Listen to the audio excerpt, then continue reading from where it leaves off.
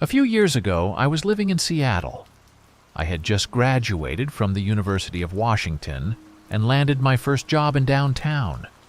I rented a small but cozy studio apartment in Capitol Hill, a vibrant and bustling neighborhood known for its nightlife and artsy vibe. Everything was perfect, or so I thought. It all started innocently enough. I noticed little things out of place in my apartment. At first, I brushed it off as my own forgetfulness. I'd find my mail scattered on the floor instead of neatly piled on the table, or a book would be moved from one side of the room to the other. I didn't think much of it, assuming I was just tired from my new job. One Friday night, after a long week at work, I decided to unwind with a hot bath and a glass of wine. As I soaked in the tub, I had this unsettling feeling that I was being watched. I dismissed it as paranoia, but it lingered in the back of my mind. Later that night, as I was drifting off to sleep, I heard a faint creaking sound. I lived alone, so any noise was immediately suspect. I got up and checked every corner of my apartment, but found nothing. Over the next few weeks, the feeling of being watched grew stronger. I'd see shadows in my peripheral vision and hear whispers just beyond the edge of my hearing. I began to feel like I was losing my mind. My friends noticed my anxiety and urged me to see a therapist, but I was convinced it was all in my head. One night, after a late shift at work, I took the bus home. It was a chilly autumn evening, and the streets were eerily quiet. As I walked from the bus stop to my apartment, I had the distinct feeling that someone was following me. I quickened my pace, glancing over my shoulder every few seconds, but saw no one. By the time I reached my building, I was practically running. I fumbled with my keys, my hands shaking, and finally managed to unlock the door. As soon as I stepped inside, I locked it behind me and pressed my back against it, trying to calm my racing heart. I told myself it was just my imagination and tried to shake off the fear. A few days later, I came home to find a small, unmarked package on my doorstep.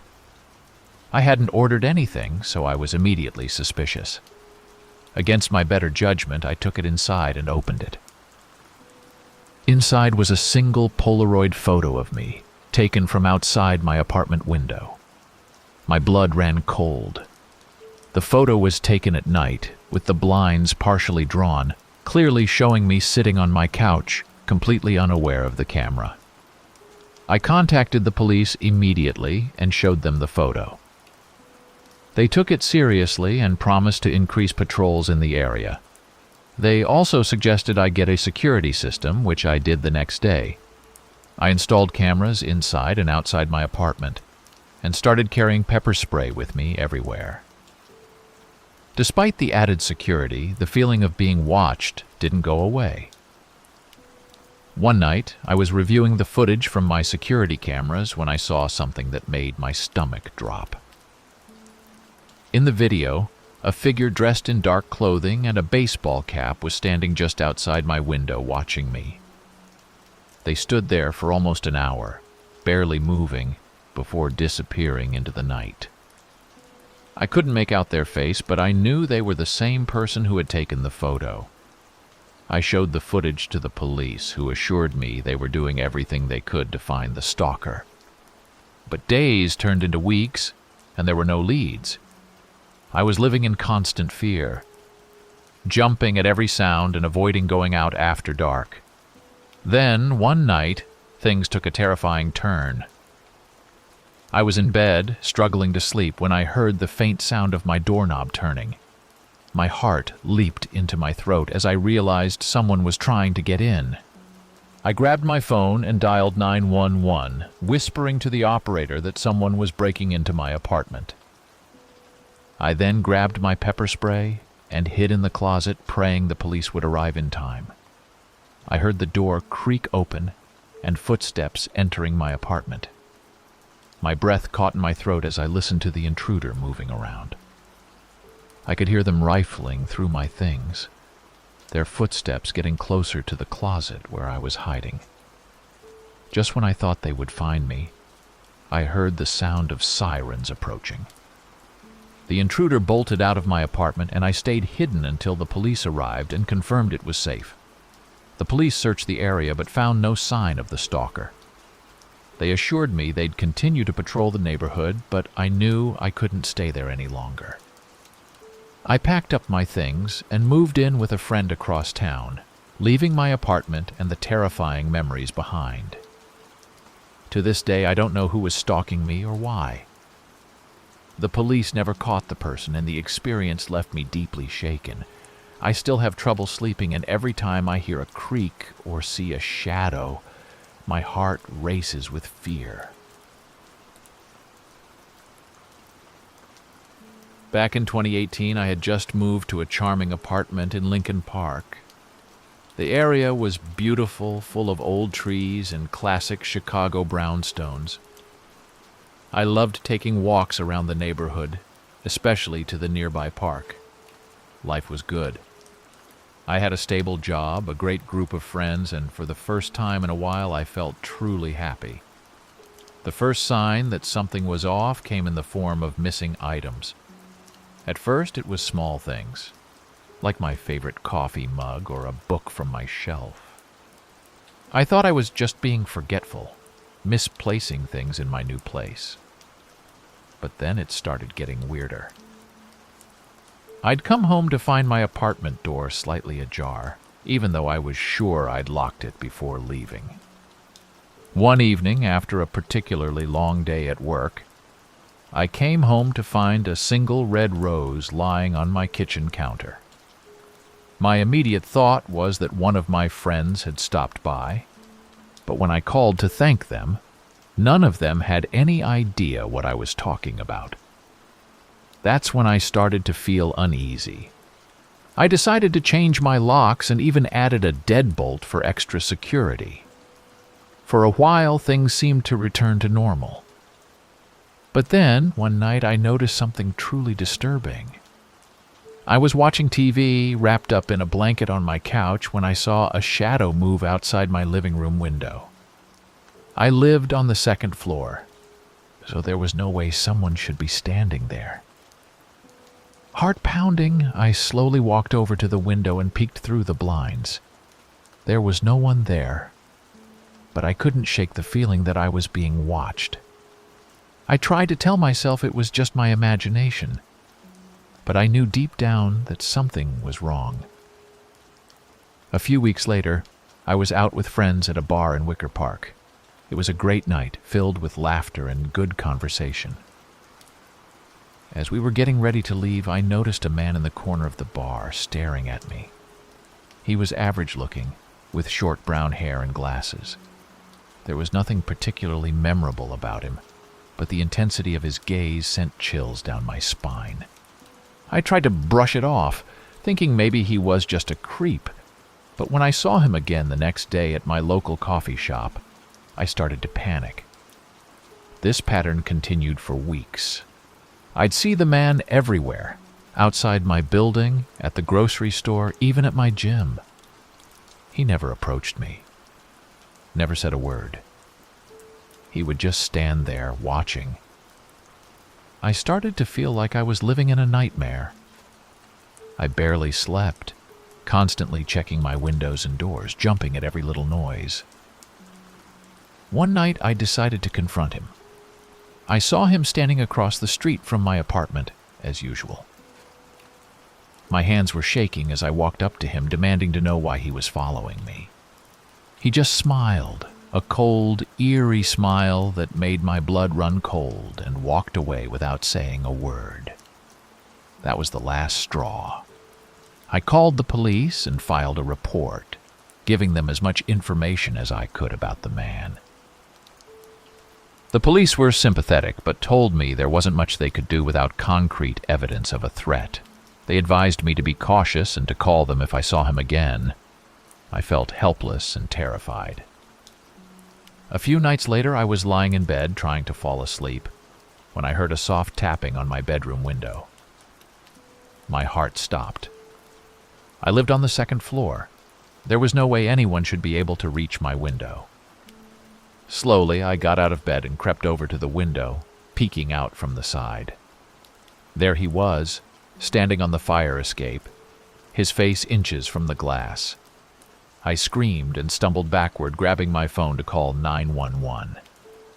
As I was dialing, I heard the window slide open. He was coming inside. I ran to the bathroom and locked myself in, my hand shaking so badly I could barely hold my phone. I could hear him moving around my apartment, opening drawers and cabinets. The operator stayed on the line with me, reassuring me that the police were on their way. It felt like an eternity, but finally I heard the sirens approaching. The intruder must have heard them too, because the noises stopped abruptly. The police arrived and searched my apartment, but the man was gone. They found signs of forced entry on the window and a few of my belongings scattered on the floor, but nothing else. The police took my case more seriously after that. They increased patrols in my area and assigned a detective to follow up on any leads. They never found the man, and I moved to a new apartment in a different neighborhood a few months later. To this day, I don't know who he was or why he was stalking me. The experience left me shaken, and I still have trouble feeling safe in my own home. If you ever feel like you're being watched or followed, trust your instincts and take action. It's better to be safe than sorry. I was living in a quiet neighborhood in Atlanta, Georgia. My apartment complex was fairly new, and most of the residents were young professionals like me. It was the kind of place where everyone kept to themselves, exchanging polite nods in the hallway, but rarely having deeper conversations. One morning, as I was heading out to work, I noticed a moving truck parked outside the building next door. It seemed like someone new was moving in. I didn't pay much attention at the time. New people were always coming and going. Later that evening, I saw my new neighbor for the first time. She was a woman in her late 20s, with dark hair and a friendly smile.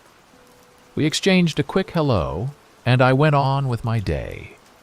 Over the next few weeks, I would see her occasionally, usually coming or going. We never talked much, but she seemed nice enough. Then, strange things started happening. I'd come home to find my mail had been tampered with. Packages left at my door would go missing. At first, I thought it was just a prank or a petty thief in the building. But then I started noticing other things. Sometimes, I'd hear strange noises coming from her apartment late at night. Muffled voices like she was talking to someone, but I never saw anyone else go in or out. Once I saw her standing in her window just staring at my building. It was unsettling, but I told myself I was being paranoid. One weekend I decided to get away and visit some friends out of town. When I returned, something felt off. I couldn't quite put my finger on it, but there was a tension in the air. That evening I heard noises coming from her apartment again, louder this time. It sounded like a struggle. I was torn between wanting to help and not wanting to intrude. But then everything went quiet. The next day, I didn't see her at all. I figured she was just laying low. But days turned into a week, and she still hadn't appeared. I asked a couple of neighbors if they had seen her, but no one knew anything. Her car was still in the parking lot, and her lights were on at night, but there was no sign of her. A week later, I woke up to find police cars outside the building. They were going in and out of her apartment, and my stomach sank. I learned from one of the officers that she had been reported missing by her family. They had come to check on her and found her apartment empty, with no signs of where she might have gone. As the days went by, the police investigation didn't seem to turn up any leads. Her disappearance was a mystery. One night, unable to sleep, I decided to review the footage from my doorbell camera. I had installed it months ago for security reasons, but rarely checked it. As I skimmed through the recordings, I saw her leaving her apartment late at night several times, always looking over her shoulder as if she were being watched. But the most disturbing footage was from the night before she was reported missing. Around 2 a.m., I saw her hurrying out of her apartment with a terrified look on her face. She glanced toward my door, then sprinted down the hall and out of the building. That was the last time she was seen. I handed the footage over to the police, but it didn't provide any clear answers. They searched the area but found nothing. Weeks turned into months, and eventually, the case went cold. Her apartment was cleared out, and new tenants moved in, but I couldn't shake the feeling that something terrible had happened. I often wonder what she saw that night, what made her so scared. I'll probably never know, but the experience has left me wary. Sometimes, when I'm up late at night, I catch myself glancing out my window, half expecting to see her standing there, watching. Back in 2019, I was living in New York City. I had a small apartment in the East Village, a lively area with lots of cafes, bars, and parks. I loved going for morning runs in Tompkins Square Park. It was my favorite way to start the day. The park was usually quiet that early, with just a few other joggers and dog walkers. One morning in late September, I set out for my usual run. The air was crisp, and the leaves were starting to turn. As I was jogging along one of the paths, I noticed a man sitting on a bench. He was older, maybe in his 50s, with unkempt hair and wearing a dirty coat. He looked out of place, but I didn't think much of it and continued my run.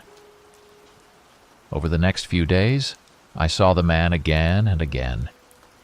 He was always sitting on the same bench, just watching people pass by. Something about his presence made me uneasy. He never moved or spoke, just sat there with his eyes following me as I ran past. A week later, I decided to change my route and run a different path through the park. To my dismay, I saw the man again, this time on a different bench along my new route. It felt like he was intentionally positioning himself to watch me. I tried to shake off the feeling and told myself I was being paranoid. The next day I didn't see him, and I started to relax a little. But that evening, as I was leaving my apartment to meet friends for dinner, I saw him standing across the street. My heart pounded in my chest. How did he know where I lived? I quickly ducked into a nearby bodega and called one of my friends, asking them to meet me there. I was too scared to go outside alone. When my friend arrived, I told them about the man. They walked me to the restaurant, and we tried to enjoy the evening, but I couldn't shake the feeling of being watched. I was constantly looking over my shoulder, expecting to see him lurking in the shadows. The next morning I was hesitant to go for my run, but I didn't want to let fear control my life. I decided to stick to a well-populated area of the park, hoping the presence of other people would keep me safe. As I was running, I saw the man again. This time he was standing near a group of trees, partially hidden but still watching me. I felt a surge of anger and fear. Why was he doing this? I decided to confront him. I stopped running and walked towards him, my hands shaking. But as I got closer, he turned and walked away, disappearing into the trees. I stood there feeling both relieved and frustrated. I didn't want to involve the police, thinking they might not take me seriously without concrete evidence. A few days later, I woke up early on a Sunday morning and decided to skip my run. Instead, I walked to a nearby coffee shop to read and relax. As I was sitting by the window, I saw him again, standing outside the shop, staring directly at me. Panic set in, and I quickly gathered my things and headed to the counter to pay. When I looked back, he was gone. I decided to spend the day with friends, not wanting to be alone. I told them about the man, and they urged me to call the police. I finally agreed and made the call. The officers were kind, but told me there wasn't much they could do unless he made a direct threat or tried to harm me. They advised me to be cautious and keep a record of any encounters. That night, I couldn't sleep. I kept hearing noises outside my apartment and seeing shadows moving past my window. Around 2 a.m., I heard a soft tapping on my window. I lived on the second floor, and my window faced an alleyway. There was no fire escape or ledge for someone to stand on. My heart raced as I crept over to the window and peeked through the blinds. To my horror, I saw the man standing on a ladder, his face inches from the glass. I screamed and stumbled backward, grabbing my phone to call 911. He started banging on the window, trying to open it. The operator stayed on the line with me, telling me to stay calm and that officers were on their way. The police arrived quickly and the man fled, leaving the ladder behind. They searched the area but couldn't find him. They took my statement and assured me they would patrol the neighborhood more frequently. I couldn't stay in my apartment that night, so I stayed with a friend. The next day, I decided I couldn't live in fear any longer. I broke my lease and moved in with a friend in a different part of the city. I changed my routine, avoided my usual haunts, and did everything I could to stay safe. I never saw the man again, but the experience left me deeply shaken. Thank you for watching. If you found these stories gripping, don't forget to subscribe for more spine-tingling content. For another hair-raising tale, check out our suggested video. And if you're hungry for more eerie encounters, dive into our playlist featuring similar chilling narratives.